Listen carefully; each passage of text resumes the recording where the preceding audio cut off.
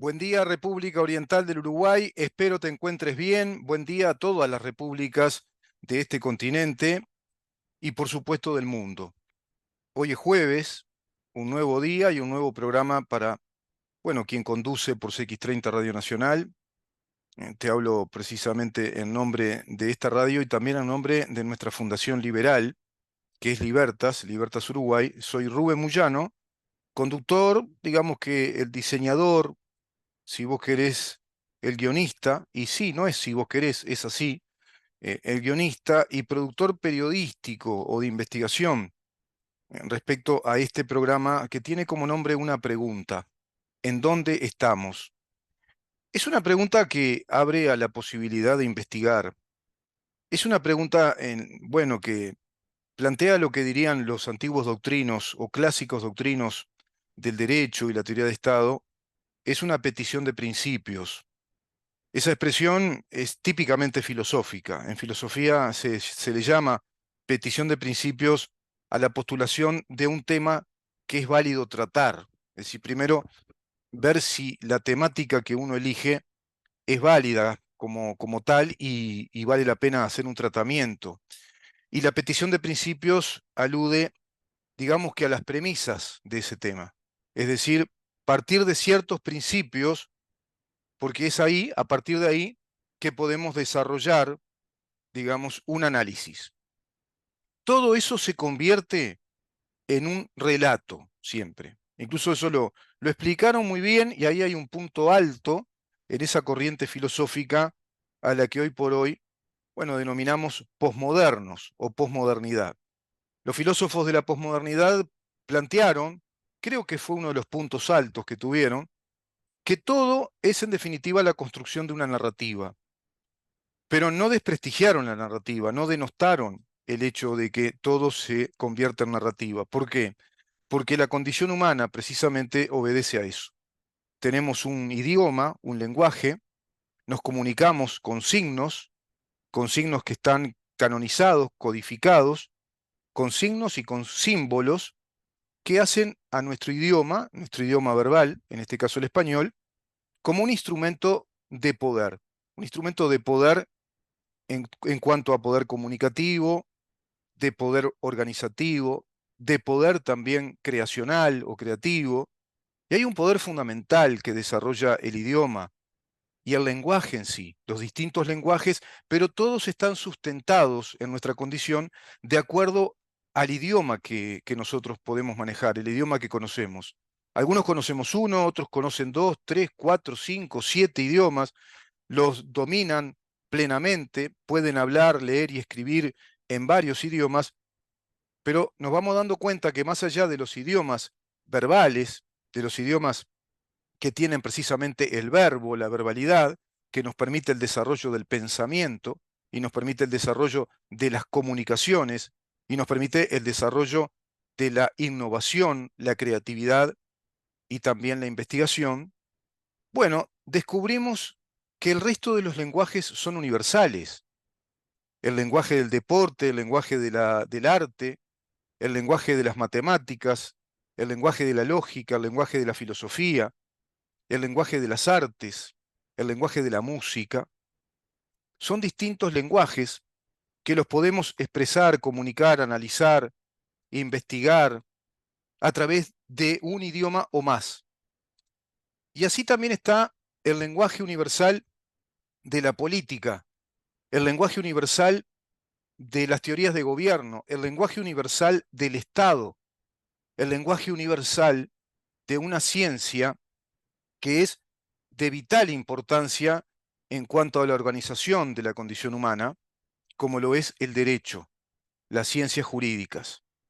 Las ciencias jurídicas son ciencias humanas o sociales consideradas, o inclusive te diría considerables, como ciencias duras dentro de las ciencias sociales y las ciencias humanas.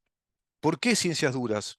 El paradigma de la ciencia dura indica que precisamente hay un conjunto de principios que son prácticamente irrebatibles, que son de una verdad científica altamente contrastable altamente comprobable, empíricamente comprobada, en tanto esos principios, esos postulados o esas teorías, en este caso que tiene el derecho, se cumplen una y otra vez repetitivamente en los hechos, dando los mismos resultados.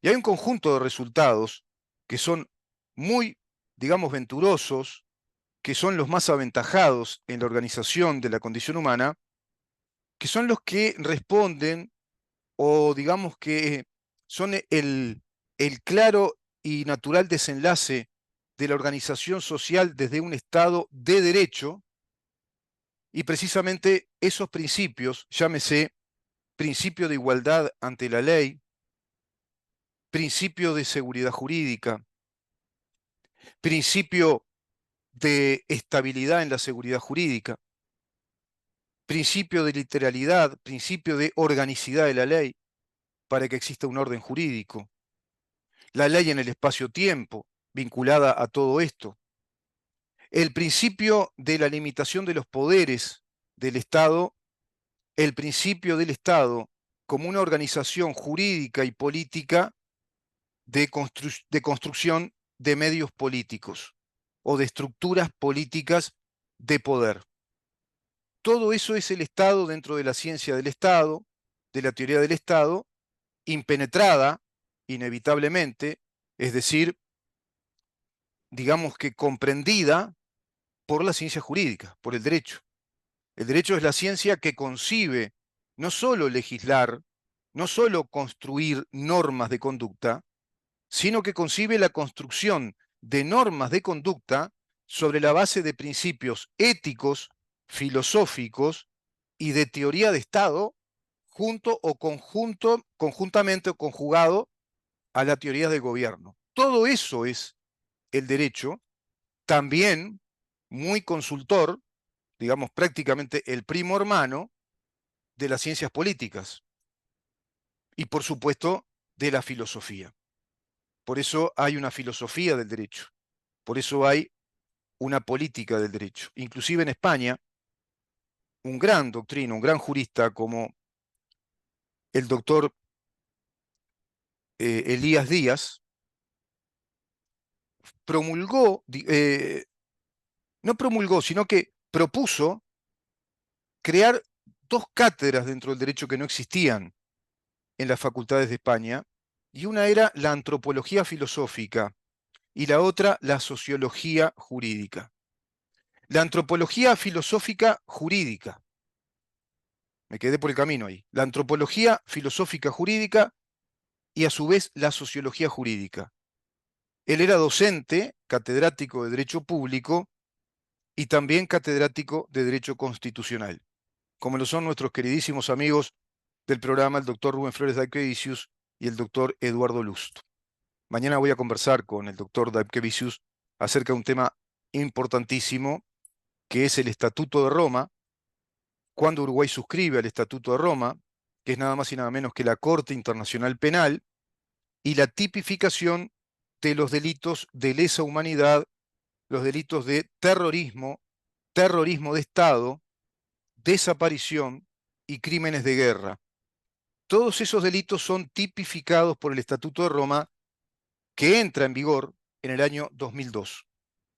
Su documento oficial, es decir, su fundación, es en el año 1998, pero va a entrar en vigor, va a regir ya como una institución internacional, esa Corte Internacional Penal, en el año 2002.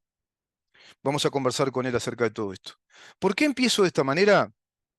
Porque en Uruguay están sucediendo cosas realmente muy tristes. A mí sinceramente me tiene muy preocupado lo que está pasando en el país. Repasando nuestra historia reciente, lo converso con muchos amigos, me voy dando cuenta que hay un sistemático y profundo desmantelamiento de todo ese Estado de Derecho concebido por nuestra Constitución, de ese Estado de Derecho que responde a los principios que acabo de formularte y que están, digamos, concebidos para la construcción de un régimen político de gobierno que es la democracia representativa conjugada con una estructura o un modelo del Estado que es la República. La república es algo así como un modelo de estructura política que asume el Estado. Cuando hablas de república, hablas, por ejemplo, de separación de poderes y la concepción de un orden público, es decir, un derecho público, bienes públicos, el Estado como la construcción de un bien en común, de un bien público que responda a todas las garantías de nuestra condición individual. Eso es una república democrática.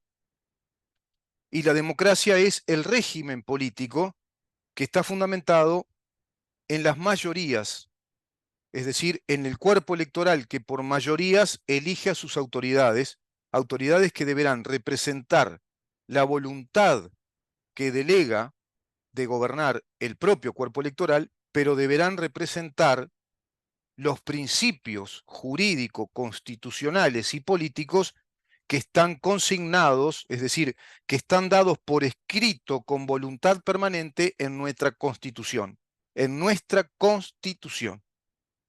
Si responden a lo que la Constitución establece, a lo que la Constitución formula, inclusive consigna como principios y manda a realizar, entonces ahí sí estamos ante verdaderos representantes ejerciendo la democracia representativa, que es a través de la actividad legislativa y la actividad administrativa. Hay actos administrativos, hay actos de gobierno, que son muy específicos, y están los actos legislativos. Todo lo que hace a los actos legislativos y actos administrativos es lo que prácticamente abarca nuestras vidas. Como les decía el otro día, desde que nos levantamos hasta que nos acostamos y cuando nos sumergimos en el sueño también siguen actuando en nuestras vidas. Digamos que todas las normas que se han legislado y se convierten en derecho vigente en nuestro país, en derecho aplicable, el derecho vivo, el derecho que está vivo, que está vigente, pero que muchas veces ese derecho en verdad no tiene valor jurídico, no tiene un valor de derecho como ciencia jurídica. ¿Por qué? Porque contradice principios del derecho, contradice principios universales de esa ciencia jurídica, contradice a la doctrina más recibida, es decir, al capital de trabajo académico, científico, de los científicos del derecho que tuvimos en nuestro país al cabo del tiempo, desde que somos nación, y contradice a la jurisprudencia, es decir, a toda la doctrina judicial que dictó justicia respondiendo a los principios constitucionales del derecho que dice nuestra Constitución. Por ende, no toda norma legal es derecho, sino que es un legalismo. Tiene la forma, la apariencia de derecho, tiene el aspecto e inclusive tiene algo que es muy importante entender, y ahí está lo particularmente trascendente y peligroso, que cuando una norma, una ley, se hace vigente después de todo el proceso parlamentario, es decir, digamos, proyecto de ley, primero fue un anteproyecto, proyecto, pasó por comisiones, bueno, se la votó en una Cámara, luego en otra, va, viene, el presidente veta parcialmente, no, le hace una corrección, finalmente el Ejecutivo está de acuerdo y aprueba ese proyecto de ley se aprueba en ambas cámaras, por lo tanto se sanciona la ley y una vez sancionada se promulga, es decir, toma estado público a través de la publicación. Y cuando se promulga, es decir, cuando esa ley después de sancionada es publicada, tiene que tomar estado público, por eso las normas son generales y universales, tienen el carácter de ser una norma general y universal, otro principio del derecho, para que así lo sean, se supone en teoría que a todos nos publican, a todos nos dicen qué nuevas leyes tenemos en el Estado. Y todas las que tenemos también están publicadas, y de hecho lo están. Ingresás a la página oficial, por ejemplo, del Parlamento y tenés todo el cuerpo legal del Uruguay vigente y la historia legislativa, inclusive. Podés ingresar también a otras páginas oficiales como Presidencia y te vas a encontrar con que vas a derivar a los links de toda la legislación del Uruguay. O podés ir ministerio por ministerio y ver lo que está legislado a nivel de cada Secretaría de Estado, por ejemplo. Pero esas leyes, una vez promulgadas, tienen efecto general y coactivo. Nuestro Estado nos coacciona con el monopolio de la fuerza para que cumplamos con lo que esa ley dice. Si esa ley es de buena calidad, no pasa nada. Está muy bien. El Estado obliga a todos por igual y nos concede derechos a todos por igual de acuerdo a esa ley que es de muy buena calidad o es de excelente calidad, que concibe cosas importantes, que concibe derechos que son realmente trascendentales, que son connaturales a la condición humana, que responden a nuestra necesidad como seres humanos y a nuestra necesidad como sociedad organizada, pero como necesidad respecto a una sociedad organizada como tal, como una sociedad cohesiva, unida, con sentimiento de nación y con un propósito a través de la historia que sea por igual para todos nosotros en calidad, por ejemplo, de orientales, de uruguayos. En ese sentido, estaríamos ante una legislación que nos legisla Estado de Derecho, que legisla más derecho, más derechos, más libertades, más garantías y también más responsabilidades en relación a esas libertades y esas garantías que nos permitan ser una sociedad cada vez más integrada, más colaborativa y más, digamos, involucrada con un sentimiento profundo de propósito histórico, con un sentimiento de nación. Eso no ocurre en Uruguay hace mucho tiempo. ¿Por qué? Porque Uruguay ha sido profundamente dividido, profundamente dividido. Es una sociedad que en el ámbito de las estructuras del poder político del Estado está muy dividido. En el ámbito legislativo hace muchos años que todo esto que acabo de decir no se realiza. Se está legislando no un Estado de Derecho, no se está legislando más y más, digamos, garantías para nuestras libertades y nuestras necesidades naturales, sino que se está legislando más y más ideología de poder, es decir, un modelo político de poder, un régimen de poder. Se está, por la vía legislativa, consubstanciando la estructura de nuestro Estado, el Uruguay, con un régimen político. Y esto se desarrolló fuertemente, digamos, intensamente, a través de esos 15 años de los gobiernos del Frente Amplio que pretendieron ser gobierno y a su vez consubstanciarse en la población uruguaya, en la sociedad, como un gobierno régimen. Y ahora se está en la tercera etapa, que ese régimen gubernamental, es decir, ese modelo de gobernarnos y de organizarnos, se convierta en la sustancia del Estado uruguayo. Vamos a ir a una pausa y voy a retomar este aspecto fundamental, que lo voy a tratar con ejemplos bien puntuales, ejemplos que hemos dado en el programa, en el curso del año pasado, del año anterior, digamos que atravesando distintas temáticas en lo que hace a una pésima legislación porque no obedece a la Constitución de la República, no obedece a los principios constitucionales, no obedece a los principios universales del derecho, no obedece a las doctrinas más recibidas, no obedece a la tradición jurisprudencial, no obedece a la tradición doctrinaria de nuestro país y tampoco obedece a la idiosincrasia de un Uruguay que comenzó a desmoronarse por allá, por los años 2008, 2009, y desde ese tránsito hacia acá, bueno, barranca abajo. Hay antecedentes que permitieron de alguna manera que se llegara a esa instancia histórico-política, porque Uruguay viene desbarrancando hace mucho tiempo atrás aún, pero va a ser muy largo si no. De pronto capaz que logro un breve resumen, ¿no?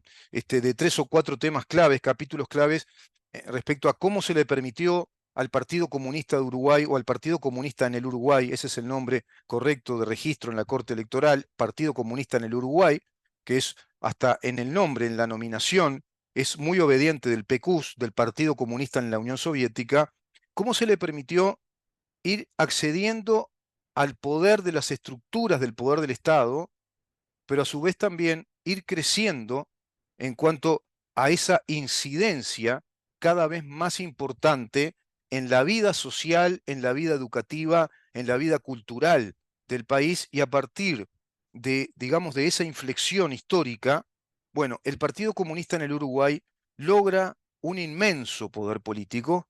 Considero yo que es el partido que tiene el mayor poder político desde lo estructural, lo institucional, pero también desde el nuevo estadio cultural, social, digamos, con un ecosistema cultural ya instalado, de una mentalidad, yo te diría que con un rango importante de vocación colectivista, de vocación inclusive estatista, las dos cosas, estatismo y colectivismo, y a su vez muy saboteada en la verdadera interpretación de la historia.